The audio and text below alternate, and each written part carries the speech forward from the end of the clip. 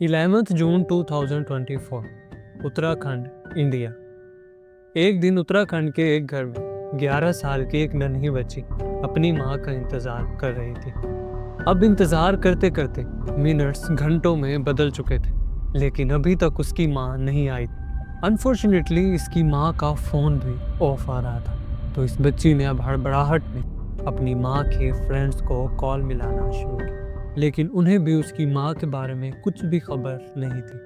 अब कोई भी नहीं जानता था कि आखिर ये लेडी कहाँ गायब हो गई। अब जब काफी टाइम गुजरने के बाद भी उसकी माँ नहीं लौटी, तो ये बच्ची अब डरना शुरू हो गई। तो अब ये इस डर की वजह से सहम कर घर के एक कोने में जाकर बैठ गई। तो अब सवाल ये था कि आखिर इस माँ के साथ हुआ क्या था कि वो अपनी 12 साल की बच्ची छोड़कर अभी तक वापस नहीं लौटी थी। यप, आई एम ज़हीर बरशद और आज का केस है उत्तराखंड की एक नर्स सलमा। उत्तराखंड के एक प्राइवेट हॉस्पिटल में काम किया करती थी। ये एक मिडिल क्लास फैमिली से बिलोंग करती थी और 11 जून 2013 को इसकी शादी हुई। बट अनफॉर्चुनेटली इसके और इसके हस्बैंड की काफ़ी ज़्यादा लड़ाई हुआ करती थी। इनकी एक छोटी बच्ची भी थी जो कि अपने माँ बाप की लड़ाई से काफ़ी ज़्यादा सहम जाया करती थी। एक दिन इसके हस्बैंड ने गुस्से में आकर इसको डाइवोर्स दे दी। अब ये और इसकी बेटी अकेले रह गए थे, तो अब सलमा को ही अपनी बेटी की टेक केयर करनी थी। अब जब सलमा के हस्बैंड ने उसको डाइवोर्स दे दी, तो अब वो अपनी बेटी को लेकर अपनी माँ के घर आ गए। इवेंचुअली सलमा के पेरेंट्स सलमा के साथ काफ़ी ज़्यादा कोऑपरेटिव थे। उन्होंने सलमा को समझाया कि डाइवोर्स के बाद जिंदगी खत्म नहीं हुआ करती। सलमा के पेरेंट्स समाज के दूसरे लोगों की तरह कंजेस्टेड माइंड के लोग नहीं थे। उन्होंने सलमा को डाइवोर्स के डिप्रेशन से निकलने में काफ़ी ज़्यादा सपोर्ट किया और उसे इनकरेज किया कि वो अपनी जॉब को दोबारा से ज्वाइन कर सके। अब सलमा ने एज अ नर्स हॉस्पिटल को दोबारा से ज्वाइन कर लिया और अब वो हर रोज रिक्शा पर ही अपने हॉस्पिटल आया जाया करती थी। But on 30th July she never comes home. और अब जब वो घर पर नहीं पहुंचे तो उसके पेरेंट्स काफ़ी ज़्यादा परेशान हो गए। अब इन्होंने अपने रिलेटिव्स और सलमा के फ्रेंड्स को कॉल्स करना शुरू किया कि शायद वो उनकी तरफ ना चली गई, लेकिन उन्हें भी सलमा के बारे में कुछ भी मालूम नहीं था। और अब फाइनली इन्होंने हॉस्पिटल का नंबर लिया और अब वहाँ पर कॉल की गई। तो अब हॉस्पिटल वालों ने बताया कि वो तो अपनी ड्यूटी से पूरे टाइम पर चली गई है। तो अब वो हॉस्पिटल से तो निकली थी, लेकिन अब वो कहाँ थी ये बात कोई भी नहीं जानता था। उसके पेरेंट्स काफ़ी ज़्यादा परेशान थे और उनके माइंड में काफ़ी ज़्यादा ख्यालात भी आ रहे थे कि आखिर उनकी बेटी किस हाल में होगी, क्या उनकी बेटी जिंदा भी है या नहीं। उन्होंने पूरी रात इसका इंतज़ार किया, लेकिन वो घर पर नहीं आई। अब सुबह हो चुकी थी और अब ये फौरन से ही पुलिस के पास पहुंचे। इन्होंने पुलिस में रिपोर्ट लिखवाई और पुलिस ने अब फौरन से ही इन्वेस्टिगेशन करना स्टार्ट कर दी। पुलिस ने सबसे पहले कैमरास को ट्रैक करना स्टार्ट किया और अब पुलिस ने कैमरास में देखा कि सलमा हॉस्पिटल से निकली और जाकर एक रिक्शा में बैठ गई और वो रिक्शा वहां से चल पड़ा। और अब जब अपार्टमेंट के पास के सीसीटीवी कैमरास को चेक किया तो सलमा वहां दिखी ही नहीं। अब पुलिस का डायरेक्ट शक उस रिक्शा वाले पर गया जिसमें सलमा हॉस्पिटल से निकलकर बैठी थी, because he was the last man कि जिसके साथ सलमा आखिरी बार देखी गई थी। अब पुलिस ने उस रिक्शा वाले को ढूंढना स्टार्ट किया और इवेंचुअली जल्द ही पुलिस को रिक्शे वाला मिल गया। तो अब पुलिस ने इससे इन्वेस्टिगेट करना स्टार्ट किया। उसने बताया कि वो सलमा के बारे में कुछ भी नहीं जानता। ही सेड कि सलमा ने उसे जहाँ कहा था उसने सलमा को वहीं पर छोड़ दिया और फिर वो वहां से चला गया। लेकिन अभी भी सवाल ये था कि आखिर सलमा गई कहाँ। इसके साथ आपको बताता चलूं कि आप में से 100% लोग अनसब्सक्राइब्ड हैं और आपके लिए एक वीडियो बनाने में मुझे काफ़ी ज़्यादा एफर्ट करनी पड़ती है और आपका सब्सक्राइब करना मेरे लिए एक रिवार्ड की तरह होता है।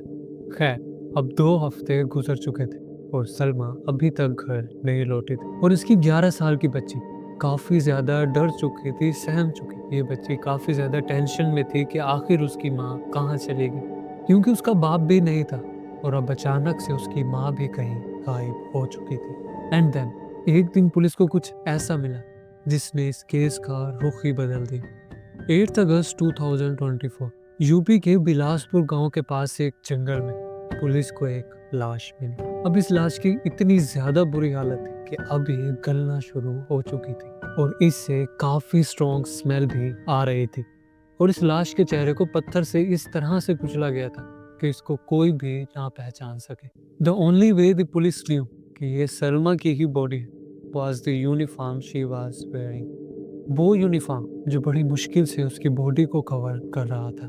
और उसकी बॉडी की हालत को देखकर ये साफ साफ मालूम हो रहा था कि उसके साथ रेप किया गया है। इसकी बॉडी पर काफी ज्यादा स्क्रैचेस थे विच शोज कि इसने अपने आप को बचाने की काफी ज्यादा कोशिश की होगी। Now the whole family was expecting कि पुलिस उनकी बच्ची को बचा कर लाएगी या उनके लिए कुछ अच्छी खबर ले आएगी, but they come up with a bad news. और जब पुलिस ने उन्हें ये तमाम सिनेरियो बताया तो उनके पैरों के नीचे से तो जैसे जमीन ही निकल गई। अब ये फैमिली पूरी तरह टूट चुकी थी और अब आप जरा उस बच्ची की हालत को सोच कर देखें कि उस बच्ची पर क्या गुजर रही होगी कि जिसका बाप भी उसे छोड़ गया और अब उसकी माँ भी नहीं है। But now victim has made a very big mistake जिसकी वजह से अब वो पकड़े जाने वाला था।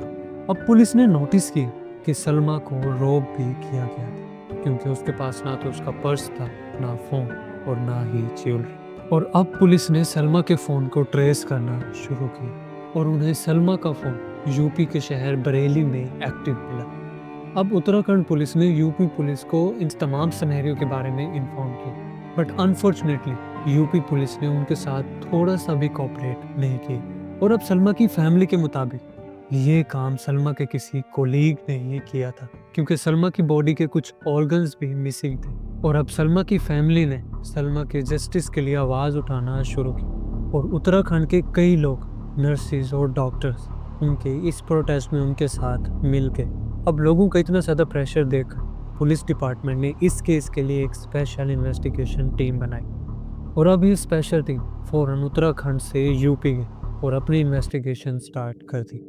और अब ये स्पेशल टीम फ़ोन को ट्रेस करते करते एक घर पर पहुंच गई जहां से सलमा के फ़ोन की लाइव लोकेशन मिल रही थी। अब पुलिस ने दरवाज़ा नॉक किया और उस घर में से एक लेडी निकली जिसका नाम खुशबू था। और अब पुलिस को अपने सामने देखकर खुशबू काफ़ी ज़्यादा डर गई। और अब जब पुलिस ने खुशबू से सलमा के बारे में पूछा तो उसने चुपचाप अपना मुंह खोल दिया और पुलिस को सब कुछ सच सच बता दिया।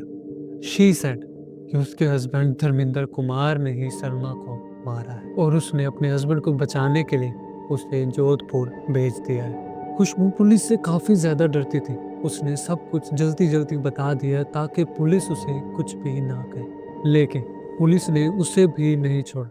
दे अरेस्ट हर क्योंकि उसने कल्प्रिट की मदद की थी। एंड ऑन 14 अगस्त 2024 धर्मिंदर को भी अरेस्ट कर लिया गया। और अब सामने आई इस केस की चौंका देने वाली कहानी। आपको पहले धर्मिंदर के बारे में बताता चलूं कि धर्मिंदर यूपी बरेली में रहता था और ये काफ़ी ज़्यादा लेबर जॉब्स किया करता था। और अब क्योंकि ये काफ़ी ज़्यादा गरीब था तो ये लूट पाट और चोरी चकारी से भी पीछे नहीं रहता था। बट ऑन 30 जुलाई 2024 धर्मिंदर उत्तराखंड में एक लेबर जॉब के लिए गया था और शाम के वक्त अब वो अपने घर यूपी वापस आ रहा था और रास्ते में उसने सलमा को रिक्शा से उतरते हुए देखा। और अब इस सुनसान रात में अकेली लड़की को देख अब इसने उसका पीछा करना शुरू कर। और अब जब वो किसी वीरान और सुनसान जगह पर पहुंचा तो धर्मिंदर ने सलमा पर हमला कर दिया और उसे घसीट कर झाड़ियों में ले गया। धर्मिंदर का प्लान सिर्फ सलमा से रॉबरी करना, उसके गहने, उसका फोन, उसका पर्स वगैरह छीनना था।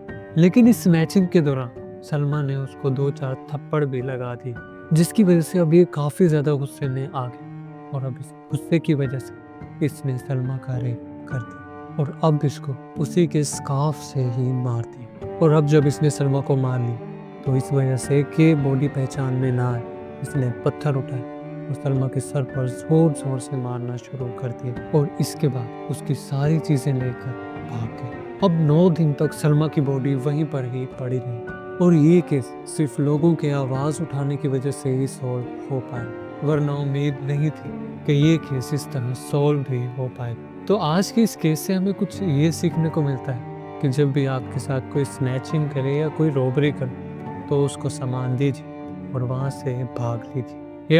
अब धर्मिंदर को अरेस्ट कर लिया गया और उस पर रॉबरी फिजिकल अब्यूज़ और रेप के चार्जेस लगाए गए और अब उम्मीद है कि उसको लाइफ इम्प्रिजनमेंट या डेथ पेनल्टी मिल सकती है।